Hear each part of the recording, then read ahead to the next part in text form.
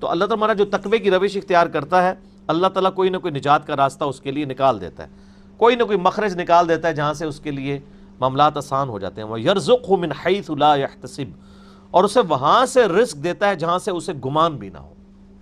ہائے ہائے ہائے، رزق میں صرف دنیاوی جو ہم مال دولت اس کو ایک رزق سمجھتے ہیں، یہ رزق، یہ ایک رزق کا بالکل چھوٹا سا ٹوٹا ہے۔ اس سے بڑا رزق اللہ تعالیٰ ہمیں دے رہا ہے جس کی طرف ہماری توجہ نہیں ہے، اور وہ رزق ہے ہماری صحت۔ ایک شخص کے پاس کروڑوں روپے ہے لیکن اس کے گردے فیل ہو چکے ہیں، تو کس کام کا ہے؟ ایک بندے کے پاس اربوں روپے ہے لیکن اسے معدے کا السر ہے، وہ چاٹ نہیں کھا سکتا، وہ گول گپے نہیں کھا سکتا، وہ بریانی نہیں کھا سکتا، چاہے اس کے جتنے مرضی ہوٹل ہوں۔ تو دنیاوی مال و دولت کا آ جانا صرف یہ رزق میں سے، میں نے کہا یہ بالکل چھوٹا سا جز ہے، اس کو انسان یوٹیلائز کرے، یہ بہت بڑی بات ہے۔ دنیاوی صحت جو اللہ نے انسان کو زندگی میں دی ہے، لوگ کہتے ہیں اللہ نے مجھے کیا دیا ہے؟ جو شخص یہ بات کرے نا، اسے کو جی 1 کروڑ روپے لے دو، اپنی ایک آنکھ نکال کے مجھے دے دو، کوئی دے گا؟ اپنا ایک بازو توڑ کے دے دو، تو آپ ذرا 1 کروڑ ساروں کے اوپر لگانا شروع کریں، اربوں کے تو آپ خود ہیں۔ اور یہ تو میں صرف سمجھانے کے لیے کہہ رہا ہوں، یہ تو آپ گن بھی نہیں سکتے۔ قرآن پاک میں اللہ تعالیٰ نے فرمایا نا کہ اللہ کی نعمتیں اتنی زیادہ ہیں کہ تم انہیں شمار کرنا چاہو تو شمار بھی نہیں کر سکو گے۔ تو وہاں سے اللہ تمہیں رزق دے گا، تمہیں گمان بھی نہیں ہوگا۔ اب رزق کے لیے ضروری نہیں ہے کہ آپ کے پاس مال و دولت اور آپ کے ایسٹس بڑھ جائیں، یہ بھی اللہ تعالیٰ کا بہت بڑا رزق ہے کہ آپ کے پاس جو تھوڑے بہت ایسٹس ہیں وہ سلامت ہیں۔ کسی ایک میڈیکل کیس کسی گھر کے اندر 1 کروڑ پڑتی بندے کو بھی لا کے زیرو پہ کھڑا کر سکتا ہے۔ آپ کی زندگی میں کئی ایسے کیسز ہوئے ہوں گے، جدادیں تک بک جاتی ہیں۔ اور مجھے واصف علی واصف صاحب کی بات یاد آ گئی، وہ کہتے ہیں میں وہ مسجد میں بیٹھا ہوا تھا تو ایک بندے کو میں نے دیکھا کہ وہ دعا مانگ رہا ہے کہ یا اللہ 25 سال پہلے جو میں نے دعا تجھ سے کی تھی وہ واپس لے لے، بس یہ دعا کر رہا ہے۔ کہتے ہیں وہ فارغ ہوا تو میں نے اس سے پوچھا کیا ہوا؟ اس نے کہا جی 25 سال پہلے میں نے اللہ سے رو رو کے ایک بیٹا مانگا تھا، میری بیٹی ہی تھی صرف، اور وہ بیٹا میرے گاٹے فٹ ہو گیا، یعنی وہ نشے میں مبتلا ہو گیا، سارا گھر کا مال اس نے بیچ دیا، مجھے کنگال کر دیا، تو میں اللہ سے کہہ رہا ہوں یا اللہ یہ اولاد واپس ہی لے لے۔ تو یہ بھی تو ہو سکتا ہے نا۔ سورہ توبہ میں آتا ہے، اللہ تعالیٰ آتا ہے اپنے جو فاسق و فاجر لوگوں کے بارے میں کہ اللہ تعالیٰ چاہتا ہے کہ ان کی اولاد کو ہی ان کے لیے عذاب بنا دے، اولاد بھی عذاب بن سکتی ہے۔ اس لیے ہمیں دعا کیا سکھائی گئی ہے؟ ربنا ہب لنا من ازواجنا وذریاتنا قرۃ اعین واجعلنا للمتقین اماما، اے اللہ ہماری بیویوں اور ہماری اولاد میں آنکھوں کی ٹھنڈک بنا اور ہمیں پرہیزگاروں کا امام بنا، ہماری آنے والی نسلیں پرہیزگار ہوں، ورنہ یہ تو مصیبت بھی گلے پڑ سکتی ہے۔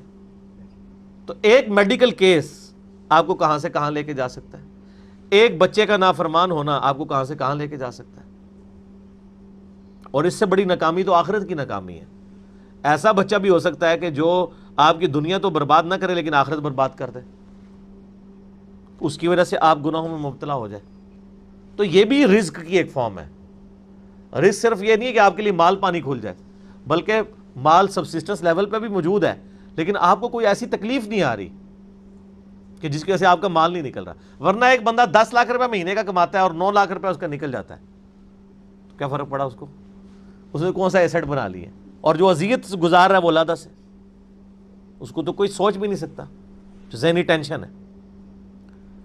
صحیح بخاری مسلم میں حدیث ہے، نبی علیہ السلام فرمایا ہمیشہ اپنے سے نچلے لوگوں کو دیکھو تو تمہیں یوں اللہ تعالیٰ کی نعمتوں پر صبر نصیب ہوگا اور قناعت نصیب ہو جائے گی، اوپر نہ دیکھو۔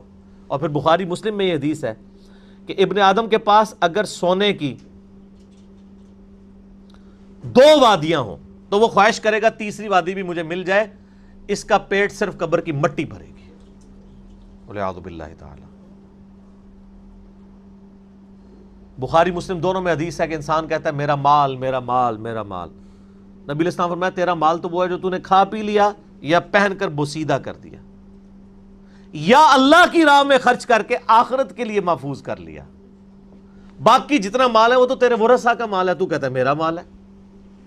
پھر بخاری مسلم دونوں میں حدیث ہے کہ نبی علیہ السلام نے فرمایا کہ انسان کے 3 دوست ہیں، ایک دوست ہی اس کی قبر تک ساتھ جاتا ہے، وہ اس کے اعمال ہیں، باقی جو 2 دوست ہیں وہ باہر ہی رہ جاتے ہیں، اس کے رشتہ دار اور مال. اب مال ساتھ جاتے ہیں.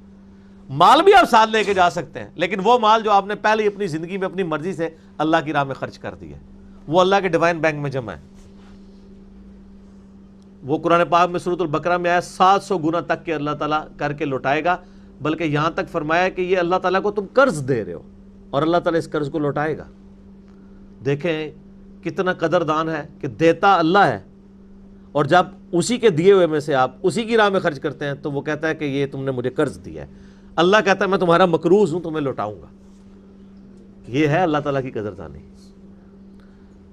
جامعہ ترمذی میں حدیث ہے، مسند امام احمد میں موجود ہے کہ نبی علیہ السلام فرمایا کہ جب بھی کوئی شخص دعا کرتا ہے وہ خالی نہیں جاتی. یا تو اس دعا کے عوض جو تم نے مانگا وہ اللہ تمہیں عطا کر دیتا ہے، یا اس سے بہتر، یعنی اس کی برکت سے اللہ تعالیٰ بہتر نعم البدل دیتا ہے، تمہاری کوئی تکلیف ٹال دیتا ہے، یا پھر اس دعا کو سنبھال کے رکھتا ہے قیامت کے دن کے لیے، اور اس دعا کے ایکویلنٹ تمہیں اجر عطا فرما دے گا.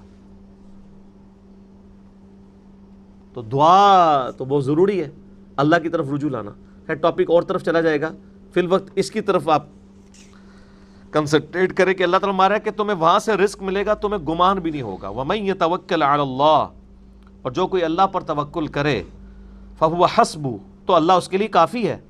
ان اللہ بالغ امری، اللہ تعالیٰ تو اپنا کام پورا کر کے رہتا ہے. لیکن قد جعل اللہ لکل شیء قدرا، اللہ نے ہر معاملے کے لیے ایک اندازہ مقرر کر رکھا ہے.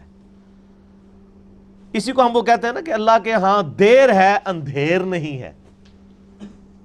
لیکن یہ دیر بھی ہم صرف سمجھانے کے لیے کہتے ہیں، وہ دیر نہیں ہے. وہ اللہ کا رول ہی یہی ہے کہ اللہ تعالیٰ نے کسی معاملے کو کس لیول کے اوپر جا کے ایڈریس کرنا ہے. 23 سال تک مشرکین عرب کو دیکھیں نا مہلت ملی ہے. کتنے لوگوں نے کہا کہ دیکھو کان پک گئے ہیں ہمیں سنتے ہوئے، نبی علیہ السلام ہمیں دھمکیاں لگاتے ہیں کہ قوم عاد قوم سمود کی طرح تم بھی برباد کر دیے جاؤ گے، جب وقت کے پیغمبر کا انکار کرو گے تو عذاب تو کوئی نہیں آ رہا. اور قرآن پاک میں پھر نبی علیہ السلام کے بارے میں بھی آتا ہے کہ آپ علیہ السلام نے بھی تھوڑی سی بے صبری کا مظاہرہ کیا. سورۃ الانعام کے سٹارٹ میں آپ پڑھ کے دیکھ لیں تو اللہ تعالیٰ نے پھر جلال فرمایا کہ اے نبی تم چاہو تو جاؤ زمین میں کوئی سرنگ تلاش کر لو، یا آسمان میں کوئی سیڑھی لگا کے ان کی مرضی کا معجزہ انہیں لا کے دکھا دو. ہم اپنے فیصلوں میں یعنی کسی کے پابند نہیں ہیں. پھر سورہ آل عمران میں آتا ہے جب غزوہ احد کے موقع پہ نبی علیہ السلام کی زبان سے بددعا نکل گئی خالد ابن ولید کے لیے کہ اللہ تعالیٰ ایسی قوم کو کیسے ہدایت دے گا جنہوں نے اپنے نبی کا چہرہ خون سے رنگ دیا. یہ صحیح مسلم میں الفاظ ہیں، قرآن پاک میں اشارتاً اس کا ذکر ہے. سورہ آل عمران میں اللہ تعالیٰ نے فرمایا کہ نبی آپ کو کوئی اختیار نہیں ہے، اللہ تعالیٰ چاہے تو ان کو ہدایت بھی دے سکتا ہے. ہائے ہائے ہائے، یہ اللہ کے فیصلے ہیں، یہ کسی انسان کا کوئی فیصلہ نہیں ہے. تو اب ان آیات کی روشنی میں بزرگ تو کسی کھاتے میں نہیں بنتے. لوگ بزرگوں کو لے کے بیٹھ رہے ہوتے ہیں، یہ بزرگ دعا کریں گے، بزرگ کر دیں گے. بزرگوں نے کیا کرنا ہے؟ یا تو نبی علیہ السلام کے بارے میں فرمایا جا رہا ہے کہ آپ کو کوئی اختیار نہیں ہے. اللہ تعالیٰ چاہے تو بخش دے، اللہ تعالیٰ چاہے گرفت فرمائے، اللہ تعالیٰ چاہے ڈھیل دے. اللہ نے ہر کام کے لیے ایک اندازہ مقرر کیا ہوا ہے، وہ اسی موقع کے اوپر اللہ تعالیٰ اس چیز کو اسٹیبلش کرتا ہے. وہ اللہ کے ڈیوائن علم میں ہے کہ کب اللہ تعالیٰ نے اسلام کا غلبہ کروانا ہے. جب نہیں کروایا تو 13 سال میں 125 بندے ہی مسلمان ہوئے ہیں، اور اگلے 13 سال کے اندر دونوں سپر پاورز بھی الٹ دی گئی ہیں. دونوں طرف ٹائم پیریڈ تو ایک ہی ہے. تو یہ اللہ تعالیٰ فیصلے فرماتا ہے.